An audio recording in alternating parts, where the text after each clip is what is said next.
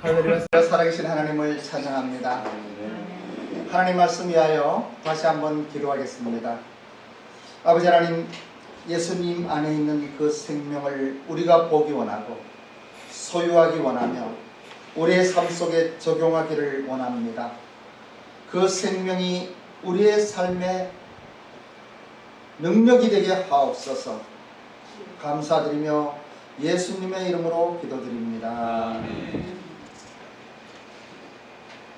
사랑하며 존경하는 우리 일본 비전 교회 성도 여러분, 오늘 하나님께서 저와 여러분에게 주시는 말씀은 요한복음 5장 26절로 34절의 말씀입니다.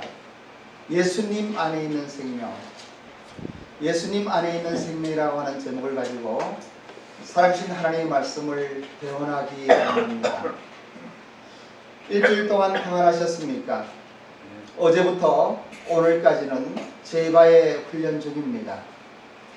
신실하게 제바 훈련을 받고 있는 우리 사관생도들을 볼 때 참으로 감사를 드립니다.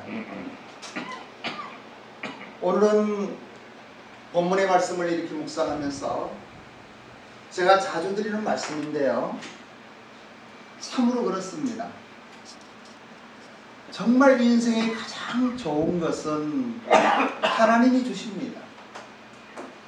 비즈니스 하는 사람들이 좋은 아이템을 만나는 것도, 그리고 좋은 사람과의 만남도, 그리고 어떠한 번뜩이는 하나님께서 주시는 지혜와 계시의 영을 받아서, 그리고 일들이 풀어지는 모든 과정도, 또 사람들이 모이는 과정도, 또 인생 가운데 정말 좋은 사람 만나는, 특히 청년들은 배필을 만나는 일들도 하나님이 주시는 것이에요.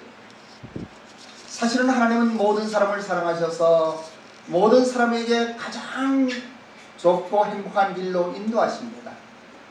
그런데 우리가 그 하나님의 인도하심을 알지 못하기 때문에 우리는 때때로 그 하나님이 원하시는 그 길을 가지 못할 때가 있습니다. 그러함에도 불구하고 하나님은 그러한 인생을 불쌍히 여기시고 사랑하시며 그들에게 베스트의 길은 아니다 할지라도 베터의 길을 허락하시는 거예요. 그래서 우리는 그 하나님을 아버지 하나님이라고, 아바 아버지라고 이야기하고 있습니다.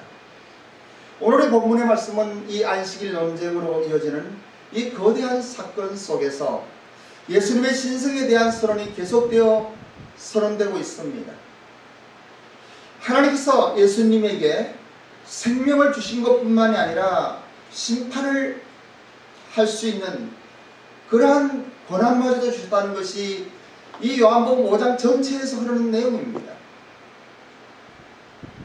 예수님은 창조주 하나님이시며 조물주 하나님이시고 하나님께서 이 땅에 보내신 구원자이십니다. 그러함에도 불구하고 왜 이스라엘 백성들은 성경을 알면서 그 예수님을 받아들이지 않았을까요? 빛이 어둠에 비치되 어둠이 깨닫지 못했다고 하는 말씀과 같이 어둠은 빛을 깨달을 수가 없어요. 어둠 속에 있으면 그 어둠 그 자체가 전부인 줄 알아요. 우리는 살아가면서 우리의 어떤 생각과 경험과 또 특히 좀 뛰어난 사람들, 좀 나은 사람들은 그러한 자기의 어떤 주관이 강하게 있죠. 마치 어둠에 있으면 아무것도 보이지 않는 가운데 그게 전부라고 생각하는 사람들과 같이. 그런데 어느 한 날 하나님께서 빛을 비춰주시는 거예요. 어둠에 빛이 비쳤다고 하는 것은 하나님의 은혜입니다. 이 빛 속에 생명이 있는 것이에요. 오늘 이 시간 여러분에게도 이 빛이 비추어지기를 원합니다. 우리는 예배를 드릴 때에 때때로 우리가 가지고 있는 종교관과 또 예배드리는 습관 가운데 될 때가 참 많이 있어요. 그런데 여러분 기억하셔야만 됩니다. 이 예배는 하나님과의 만남이에요. 하나님께 나아가는 자는 그리스도의 보혈이 없이는 나아갈 수가 없어요. 우리는 그리스도의 피, 구약에서 이야기하는 제사장들이 짐승의 피를 가지고 제단에 올라가듯이 우리를 위하여 희생하신 예수 그리스도의 십자가의 보혈의 능력으로 우리는 하나님께 나가야 되는 거예요. 우리는 종교행위가 아니에요. 살아계신 하나님을 만나는 것이에요.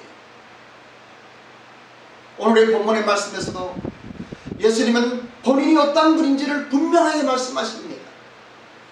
그가 하나님 되심을 분명하게 말씀하시고 있는 것이에요. 예수님을 창조주이며 조물주이고 모든 역사를 주관하시며 치리하실 뿐만이 아니라 우리의 개개인의 생사업도 주관하시고 인도하시는 우리의 주님인 것으로 고백하며 나아가야 되는 것이에요. 여러분들은 그러하고 있죠? 예수님은 여러분의 삶 속에 주인이 되셔야만 되는 거예요. 예수님께서는 여러분들의 주님이셔요. 사랑의 주님이셔요. 나무라지 아니하시고 여러분 존재 그 자체를 귀하게 여기시는, 그리고 여러분들을 위하여 자신의 생명까지도 희생하셨던 구원자이셔요. 그럼에도 불구하고 우리는 이것을 잊을 때가 참 많아요. 그래서 주일날 예배 드릴 때만이라도 다시 한번 이것을 회복하는 거예요. 십자가를 바라보며 나의 모든 상처와 아픔이 죄와 또 살아가면서 참으로 수치스럽고 부끄러운 것이 있다 할지라도, 어제 무엇을 잘못했다 할지라도 다시 일어나는 것이에요. 오늘은 언제나 주일날 아침이면은 우리 정교부 장로님의 매장을 가서 설교를 브리핑해 오는데 점장님하고 조금 이야기할 시간이 있었어요. 우리 점장님 참 훌륭하시잖아요. 아름다우시고. 근데 이제 그분도 오랫동안 초등학교 4학년 때부터 교회를 다니시다가 고등학교 때까지 다니시고 그 후에는 교회를 좀 멀리 했다가 다시 이제 돌아오신 분이에요. 그런데 그분뿐만이 아니라 많은 크리스천들이, 사실은 목회자들도 그런 경향이 있어요. 하나님을 향해서, 우리 주님을 향해서 오해하는 부분이 있어요. 내가 무엇을 좀 잘해야만이 주님과 가까워지는 줄로 알아요. 내가 죄짓지 아니하고 열심히 섬기고 하나님 말씀 따라 순종하며 잘할 때 뭔가 되는 줄로 착각을 하고 있어요. 여러분들이 그렇게 해서 거룩해지는 거 아니에요. 우리 이 땅에 살아가면서 많이 잘못될 수도 있고 잘할 수도 있고, 참 이것은 행위이기 때문에 중요하긴 하죠. 하지만 신앙의 본질은 아니라고 하는 것이에요. 신앙의 본질은 무엇입니까?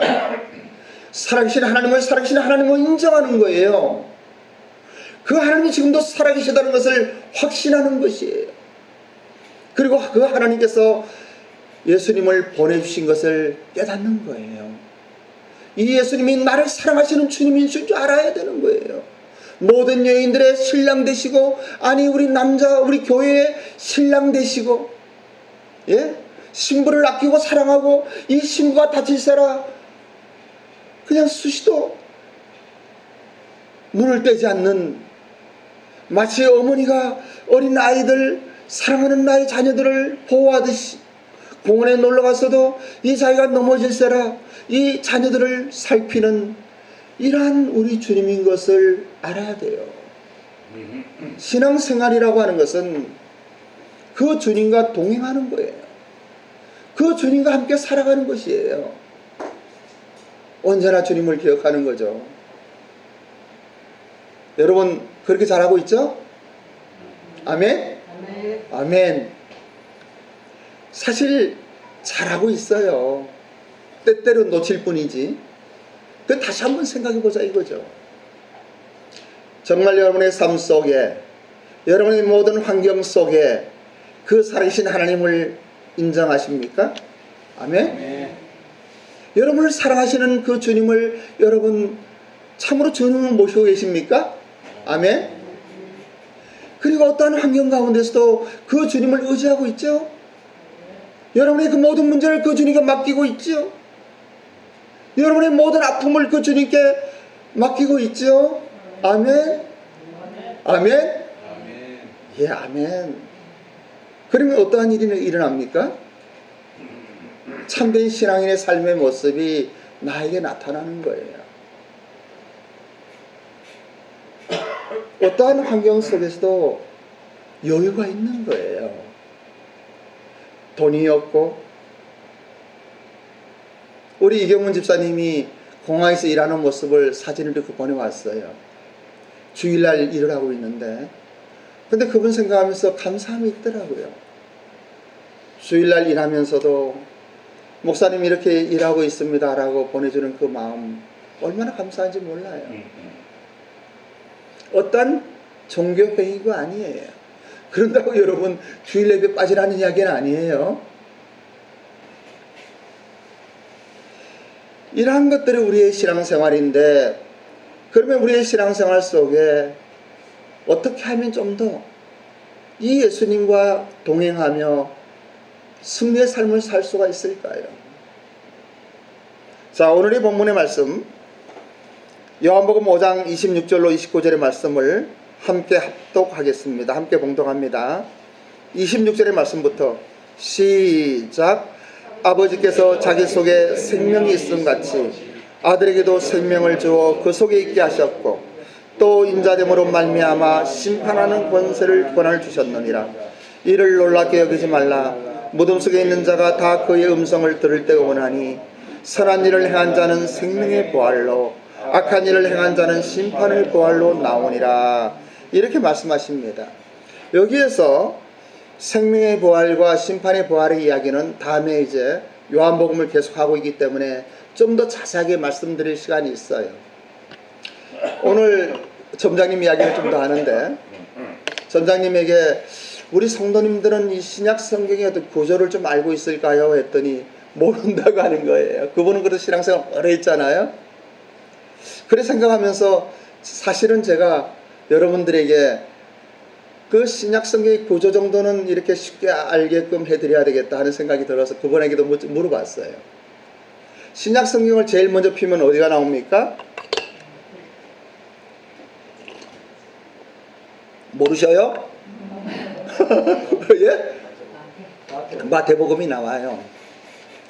사복음서라고 그러죠. 마태, 마가, 누가복음은 공간복음이라고 그래요. 또 사복음서로 요한복음을 이야기해요. 이 사복음서는 예수님의 출생으로부터 예수님의 성장 과정과, 그리고 사역, 공생의 사역과, 그리고 십자가에서 죽으시고 부활하시며 다시 일어나신 그 부활의 장면까지 이것을 복음서라고 이야기를 해요. 그리고 마태, 마가, 누가는 공간복음이라고 그래요. 왜냐하면 보는 관점이 같다고 해서 공간복음이라고 그래요. 그리고 요한복음서는 사복음이라고 이야기해요. 그리고 이 복음서가 끝나면 무엇이 있습니까? 사도행전이 있어요. 이 사도행전은 역사서예요. 역사서. 사도들이 그 역사 교회를 개척하며 또 이 교회가 형성되는 이러한 과정들을 이 사도행전을 통해서 볼 수가 있어요. 그리고 그 이후로 나오는 것은 이제 제일 먼저 바울 서신서가 먼저 시작이 돼요. 가장 큰 도시인 로마서부터 시작해서, 그리고 고린도 교회에 보내는 고린도전서, 고린도후서가 있죠. 갈라디아서가 있고, 그 다음에 옥중에서 쓴 에베소와 빌립보서와 골로새서가 있어요.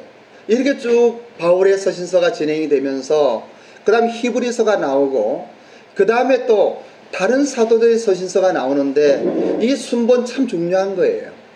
그 당시에 가장 큰 지도자는 베드로가 아니고 야고보였어요.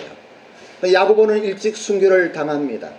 그래서 야고보서가 나오고, 그 다음에 지도자인 베드로의 전서, 후서가 나와요. 그 다음에 사랑의 사도 요한 1, 2, 3서가 나오죠. 유다서가 나오죠. 여기까지를 사도들의 편지, 그러니까 서신서라고 이야기를 해요.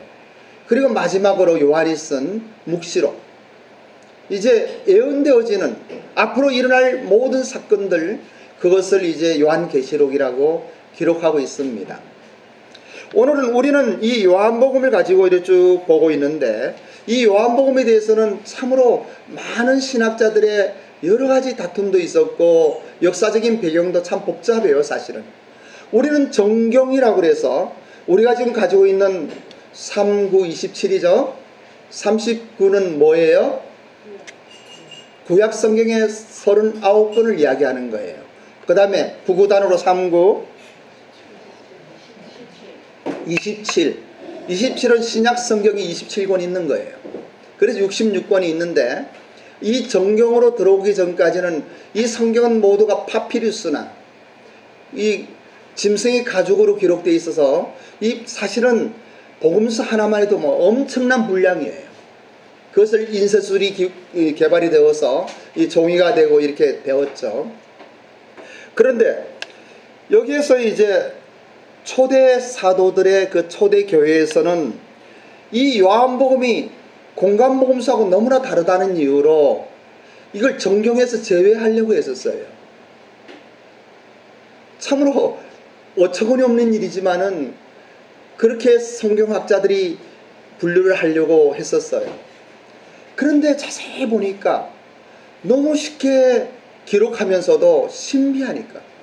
근데 그 당시에는 이 요한복음을 가지고 이단적인 영지주의자들이나 이단적인 종파들, 잘못된 사람들이 많이 인용을 하고 있어요.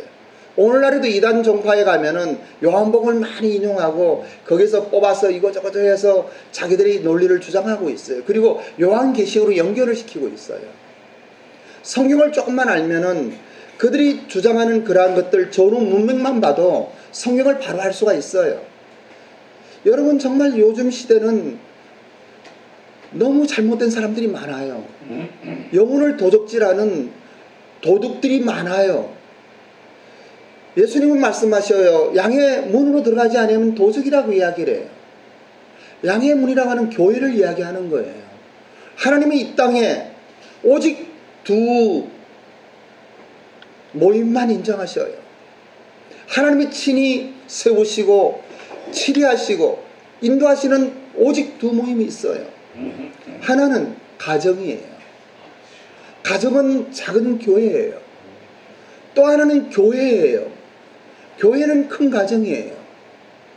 여러분, 교회에서 성경 배우지 않는 사람들 이상하다 생각하면 돼요.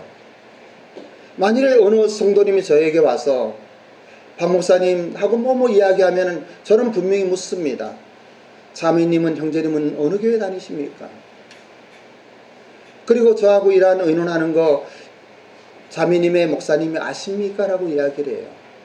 물론 필요에 따라서는 조금은 알려주지만은 그러나 목사님에게 배우세요 라고 이야기를 해요. 그 도적들은 안 그래요. 자기 사람을 만들려고 그래요. 근데 이 도적들은 강력한 영의 매력이 있어요. 카리스마가 있어요. 자기가 잘났어, 자기가 최고예요. 그런 사람들을 믿지 마세요. 하나님을 가깝게 가면 갈수록, 정말 하나님의 은혜를 입으면 입을수록 우리는 부족한 것을 깨닫게 돼요. 오라 공간 사람이로다. 사도 바울이 이야기한 것 같이 나는 죄인 중에 괴수다고. 그리고 오직 자랑할 수 있는 것은 예수님밖에 없는 거예요. 아멘. 하나님 말씀을 이야기하며 예수님을 이야기하는 거예요. 근데 교묘한 도적들은요, 자기들이 잘났어요. 신학교에서 신학생을 가르친다고 하고, 그럼 신학교에 와서 그런 이야기를 해야지. 왜 사람들을 불러놓고 도적질을 하고 있는 거예요? 뿐만이 아니에요. 자기들한테 목사들이 배운다고, 선교사들이 배운다고 그러고, 거짓말, 자기가 최고인 거예요. 그래, 특별하게 자기가 잘났다는 사람 치고, 제대로 된 사람 사실은 없어요.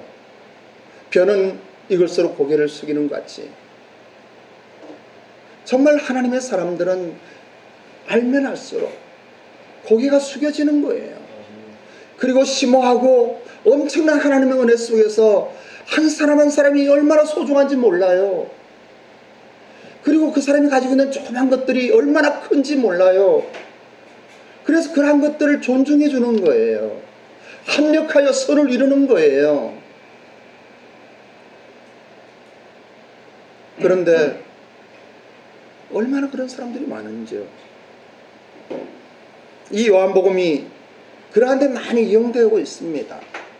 그래서 저는 이 요한복음을 좀 처음부터 끝까지 좀 잘 이렇게 한번 나누어 보아야 되겠다.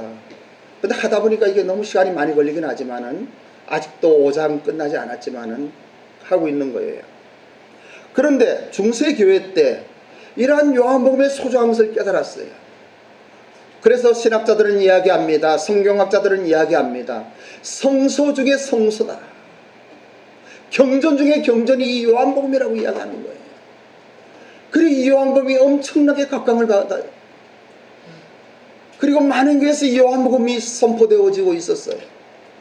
그런데 19세기가 오면서 이 중세시대에 오면서 마가복음 우선설이라고 하는 이러한 흐름이 있어요. 왜냐하면 요한복음은 역사성이 부족하다. 뭔가 공간복음하고 좀 다르다. 이제 이렇게 되면서 결국은 사복음이라고 이렇게 종집을 찍는 거예요. 그런데 사실은 이 요한복음이 얼마나 중요한지 몰라요. 근세 이후에 특히 이 역사 비평하는 성서학자들이 이 요한복음의 중요성을 깨달았습니다.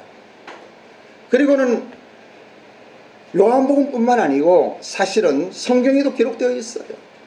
정경으로 정해지고 성경으로 정해진 이것은요, 사람들이 구별했지만은, 성경이 사람들이 썼지만은 누가 기록했습니까? 성령님이 기록하신 거예요. 사람을 통해서. 예를 들어 갖고 우리 정근배 장로님이 일본에 편지를 하나 써야 돼요. 그건 제가 일본어를 잘하니까 이제 말씀을 하셔요. 하면 내가 일본어로 이렇게 쓰지만은 또 우리 송대루 장로님만 쓴다고 해요. 우리 윤석영 원사님 쓴다고 해요. 하지만 쓰는 것은 송대루 장로님이지만 누구 편지입니까? 예, 정근배 장로님의 편지인 거예요. 예? 그런 거예요. 그래서 성경은 하나님의 작품이고, 또 한 가지 정경으로 이렇게 형성된 성경, 이 모든 과정도 하나님의 작품이에요. 원어를 이야기하면서, 물론 원어를 때때로 알 필요가 있어요. 정말 미묘하게 더 은혜 받을 수 있는 것도 있어요. 하지만 여러분 아무 걱정하지 마세요. 여러분들이 일본어 잘하시면 일본어와 한국 성경 같이 보셔도 좋아요. 영어를 잘하시면 영어 성경과 한국어 성경 같이 보시면 너무 좋아요. 하지만 한국어만 알아도 한국어 성경으로 충분한 거예요. 그냥 그 한국어 성경의 그 모든 말씀들이 살아계신 하나님의 말씀으로 받으면 되는 거예요. 하나님께서는 이러한 섬세한 것까지도 다 간섭하시는 거예요. 성경이 말하는 하나님은 살아계신 분이십니다. 창조주이시며 조물주이십니다. 우주 만물을 창조하신 창조주로서 피조물인 인간과 그리고 자연 만물과는 철저하게 구별된 분이셔요. 유일한 절대 타자적인 존재이신 거예요. 그리고 인간은 이 우주 만물을 만드신 하나님의 계획 속에 모든 피조물의 우두머리인 거예요. 지배자인 거예요. 인간보다 위대한 피조물은 없는 거예요. 그것이 영이랄지라도. 이 천사나 사단은요, 영인데 하나님이 만드신 거예요. 사단이 하나님의 대적이 아니에요. 하나님 만든 피조물에 불과한 거예요. 사람이 부리는 영에 불과한 거예요. 여러분들은 이러한 천사들을 부리시는 분이 되시기를 원합니다. 그래서 분명한 것은 이러한 것이죠. 하나님은 하나님이세요. 그리고 인간은 인간인 거예요. 그리고 모든 자연 만물은 자연 만물이에요. 여기에 영적인 존재까지도 포함됐어요. 사람만이 영을 가지고 있어요. 그리고 하나님과 소통을 하는 거예요. 이것을 예를 들어 갖고 4차원의 세계로 우리 분석을 한다고 해보면 알기 쉽게요. 하나님은 4차원의 영역이 있다고 하면 어떠한 4차원의 영역인가? 시간과 공간과, 이건 자연 만물이에요. 그리고 인간과, 거기에 이제 하나님이 계시는 거예요. 3차원에는 시간과 공간과 거기에 인간이 있는 거예요. 자연에는 이 시간과 공간밖에 없어요. 원숭이하고 사람하고 같질 않아요. 원숭이가 변해서 사람 된 거 아니에요. 원숭이는 시간과 공간밖에 없는 2차원이에요. 여기서 아주 중요한 것이 있어요. 사람 3차원에 있는 사람은 창조주 하나님을 숭배할 줄 알아야 돼요. 자연 만물은 숭배하지 못합니다. 예배를 드리지 못합니다. 그들은 영이 없어요. 예배를 드릴 수가 없어요. 그러나 사람은 이 하나님을 경배하는 거예요. 이것을 경배하지 않으면 3차원의 인간의 세계에서 문제가 생겨요. 그런데 이 사람들이 사람을 4차원의 하나님같이 숭배한다든지 아니면 2차원의 자연 만물을 숭배한다든지 그럼 이것은 우상 숭배가 되는 거예요. 우상 숭배는 다른 게 아니에요. 살아계신 하나님, 창조주 하나님을 경배하지 않는 것도 그렇고 다른 것을 경배하는 것이 신으로 하는 것이 우상 숭배인 거예요. 좀 이야기가 좀 길어졌죠? 그래서 하나님은 오늘의 본문의 말씀에서 이러한 것들을 내포하고 있어요. 예수님의 말씀 중에 이렇게 이야기합니다. 내가 아무것도 스스로 할 수 없노라. 이 말씀은 엄청난 말씀이에요. 예수님은 4차원의 하나님이셨어요. 그래서 3차원으로 오신 거예요. 조물주와 창조주 하나님이신 이분이 인간 세상에 오신 거예요. 그래서 그분은 스스로 이야기를 해요. 나는 아무것도 스스로 할 수 없노라. 그리고 하나님 아버지와 나는 또 하나라고 이야기를 하는 거예요. 이거는 유대인들에게 얼마나 큰 도전인지 몰라요. 왜냐하면 아버지의 뜻이 곧 나의 뜻이라고 이야기한다는 것은 유대인들에게는 도저히 용납될 수 없는 일이에요. 그런데 예수님은 이러한 결론을 내리셔요. 32절의 말씀입니다. 나를 위하여 증언하는 이가 따로 있으니 그 증거가 참인 줄 아노라. 이러한 예수님의 말씀에 유대인들은 격분하는 거예요. 유대인들은 성경을 기록하다가도 여호와라는 말이 나오면은 쓰던 돛을 다시 씻어서 깨끗하게 쓰는 거예요. 다시 쓰는 거예요. 그들이 성경을 읽다가도 여호와 창조주 하나님의 이름이 나오면은 다시 한번 오마모세를 다시 하고 경건한 마음으로 그 예수님 하나님의 이름을 부르기가 두려워서 그런 존재의 하나님이 이 3차원 세계에 인간 세상에 온 예수님이 아버지라고 그러니까 이건 뭐 말이 안 되는 거예요. 이러한 것들이 이 본문 지금 요한복음 5장에 깔려있는 베이스예요. 여러분들은 이러한 것들 잘 기억하시면서 이제부터 전하는 말씀 마음으로 받기 바랍니다. 예수님께서 나는 스스로 일을 하지 않는다고 하는 것은 너무나 중요한 말씀인데 왜냐하면 내가 유대인들은 그렇게 들리는 거예요. 내가 더한 일도 할 수 있다. 하지만 하나님이 시키는 일만 한다. 그걸 하나님과 동등됨으로 여기는 것뿐만이 아니고 너희들하고는 완전히 다르다고 하는 차원이 다르다고 하는 이러한 이야기들이 유대인들에게는 참남하다고 하는 제목을 씌울 수밖에 없었던 거예요. 여러분 예수님은 왜 이 땅에 오셨습니까? 예수님이 이 땅에 오신 목적이 무엇입니까? 인간을 구원하러 오신 거예요. 인간을 구원하는 방법은 하나밖에 없어요. 인간이 가지고 있는 죄의 문제. 인간은 죄 때문에 구원받지 못해요. 그런데 어떤 종파에서나 이단적인 사람들이 이야기하듯이 우리가 무엇을 열심히 해서 죄 용서함 받고 구원받을 수 있다고 그러면은 하나님께서 그렇게 하라고 하셨을 거예요. 인간으로서는 해결할 방법이 없으니까 하나님 오신 거예요. 그리고 인자가 되었다, 사람이 되었다고 하는 것은 엄청난 이야기예요. 예수님은 인자가 되셨어요. 어린아이로 오신 거예요. 사람이 되신 거예요. 사람의 아픔과 고통을 다 경험하셨습니다. 그래서 사람의 삶을 살면서 그럼에도 불구하고 죄를 짓지 않았기 때문에 그분은 우리를 위한 대속 제물로 하나님께 드릴 수가 있는 거예요. 만일에 죄가 있는 인생이라 그러면은 그 사람이 생명을 바친다 하더라도 자기 죄로 죽는 거예요. 그런데 예수님은 죄가 없으셔요. 죽을 이유가 없으셔요. 그런데 십자가에서 죽으시는 거예요. 이거요, 생각만 하면 눈물이 나는 거예요. 가슴이 벅찬 거예요. 나를 위하여, 이런 나를 위하여 예수님이 죽으셨다. 예수님은요, 하나님을 아도나이라고 하지 않으셨어요. 하나님을 주님이라고, 하나님이라고 차원 다른 그 경배 대상으로 보지 않으셨어요. 사람이 되었음에도 불구하고 그분은 그 하나님과 나는 하나라고 말씀하셨어요. 이거는 우리 인간 세계에서 이해할 수 없는 비밀이에요.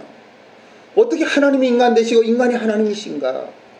어떻게 삼위일체 하나님이신가? 성부 하나님과 성자 하나님과 성령 하나님이 하나 하나님이신가? 그럼에도 불구하고 새 인격을 가지고 있는지, 이거는 우리 인간 세계로 이해할 수 없는 부분이에요. 그것을 이해하려고 그러고 캐려고 하면 이단이 되는 거예요. 어떻게 피조물이 조물주를 알 수가 있습니까? 알 수가 없는 거예요. 그래서 마르틴 루터는 어떤 사람이 물어보면서 이야기를 해요. 그럴 때 당신은 어떻게 합니까? 성경을 읽고 아니면 어떤 말씀 가운데 이해하지 못한, 당신이 해결하지 못하는 문제가 있다면 어떻게 합니까? 그때 마르틴 루터가 뭐라고 이야기한 줄 아세요? 당신은 생선을 드시죠? 여러분 생선 잘 먹죠, 그죠? 생선을 먹다가 가시가 나오면 어떡합니까? 이 가시를 어떻게 해결하려고 노력을 합니까? 이 가시의 성분은 무엇이며 내가 먹어도 되는지 안 먹어도 되는지 그런 거 신경 쓸 필요 없는 거예요. 가시는 옆으로 내려놓고 살만 먹으면 되는 거예요. 여러분, 성경은 그런 거예요. 여러분들이 가시와 같은 어떤 문제가 만나면은 여러분의 교회 목사님이나 장로님이나 교회 안에서 어떤 분들한테 여쭤보세요. 그러면 다 이야기해 주시고, 그러면 담임 목사님 제가 모르는 거는 저도 그냥 내려놓는 거예요. 글쎄요, 주님이 오시면 알겠지요. 특히 계시록이는 말씀들. 그거 막 해결하려고 그러면요, 이단이 되는 거예요. 은혜가 떨어지는 거예요. 우리는 지식으로 사는 사람들이 아니에요. 성경 많이 알아서 석박사 되는 게 중요한 게 아니에요. 하나님이 하신 그 말씀을 아멘으로 믿고 또 그 말씀대로 순종하며 사는 거예요. 아멘. 감사합니다. 한국 교회가 성장할 수 있었던 것은 그러한 믿음이 있었던 거예요. 우리 할아버지 할머니, 우리 부모님들은 한글도 알지 못한 분들이 많았어요. 시골에서 교회, 천막교회를 하면은 그냥 같이 찬송 부르면서 성경도 모르는데도 눈물을 흘리며 그 살아계신 하나님을 찬양했어요. 새벽이면 나와서 기도했어요. 그래서 그 사람들의 삶은 아름다웠어요. 예수님을 닮은 삶을 살아갔던 거예요. 그런데 오늘날은 얼마나 많은 사람들이 많은 성경을 알고 있음에도 불구하고 왜 예수님의 모습이 나타나지 않는가요? 어제 제이바에서도 이야기했죠. 어떻게 신앙인들이 하고 싶은 것만 하고 삽니까? 여러분들이 하고 싶은 것만 하고 살면 여러분 인생 사는 거지 하나님과 관계없는 거예요. 말은 잘해도 누구한테 손해 좀 보면은 물론 속상하지요. 근데 그 손해보는 것으로 감사하면서 하나님께 기도하고 나한테 잘못하는 그 사람을 축복하고 기도하지 않는다면 어찌 그 사람이 신앙인이라고 할 수 있겠습니까? 누구한테 오해를 받으면은 그 오해를 풀려고 하지 마셔요. 나한테 잘못하는 말을 하고 잘못하는 사람이 있으면은 그것을 해결하려고 하지 마세요. 왜 그렇게 하느냐? 그게 신앙인입니까? 세상 사람하고 뭐가 달라요? 오해를 하면 속은 상해도 하나님한테 기도하는 거예요. 나한테 정말 잘못하는 사람이 있으면 축복은 못해도 용서는 못해도 그냥 하나님께 그 사람 이렇게 올려드리는 거예요. 적어도 신앙인이라면 그 정도는 해야 되지 않습니까? 그래야 뭔가 다르죠. 본문의 말씀을 후반절 있는 말씀 좀 봉독하길 원합니다. 본문의 말씀 5장 30절로 33절의 말씀이에요. 큰 목소리로 합독합니다. 시작. 내가 아무것도 스스로 할 수 없노라. 듣는 대로 심판하노니 나는 나의 뜻대로 하려 하지 않고 나를 보내신 이의 뜻대로 하려 하므로 내 심판은 의로우니라. 내가 만일 나를 위하여 증언하면 참되지 아니하되 나를 위하여 증언하시는 이가 따로 있으니 나를 위하여 증언하시는 그 증언이 참인 줄 아노라. 너희가 요한에게 사람을 보내매 요한이 진리에 대하여 증언하였느니라. 그러나 나는 사람에게서 증언을 취하지 아니하노라. 다만 이 말을 하는 것은 너희로 구원을 받게 하려 함이라. 네, 자리에 앉아주세요. 그래서 우리는 성경을 대할 때에 지식으로 대하면 안 돼요. 성경을 기록한 성령 하나님께 기도하면서 성경을 묵상할 때에도 영어로 대해야 되는 거예요. 그런데 사람과의 관계도 마찬가지입니다. 그래 여러분, 가르치려 하지 마십시오. 가르쳐서 사람들 잘 되는 경우 별로 보질 못했어요. 만약 사회에서 나가서 아니면 어떤 교인들 만나서 이야기하더라도 내가 알고 있는 거 가르치려 하지 마세요.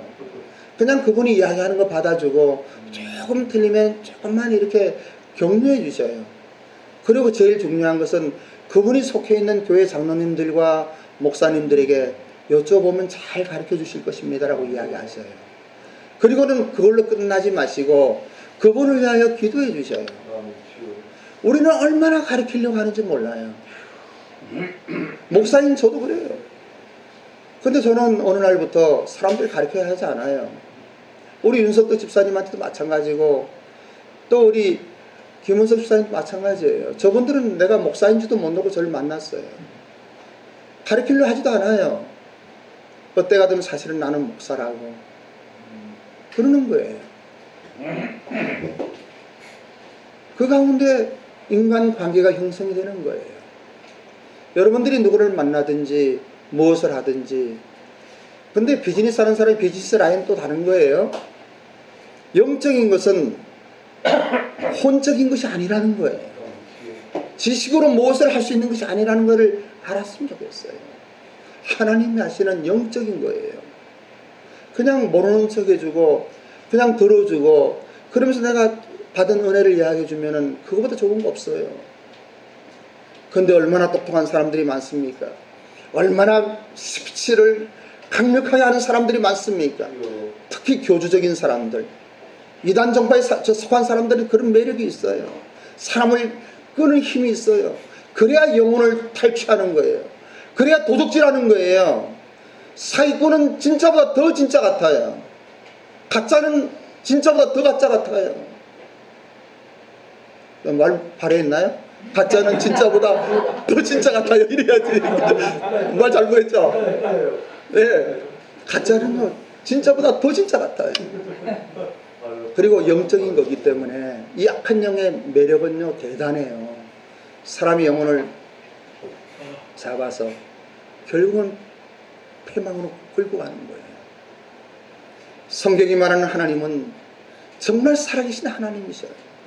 창조주이시고 조물주이시고 우리의 구원자이셔요.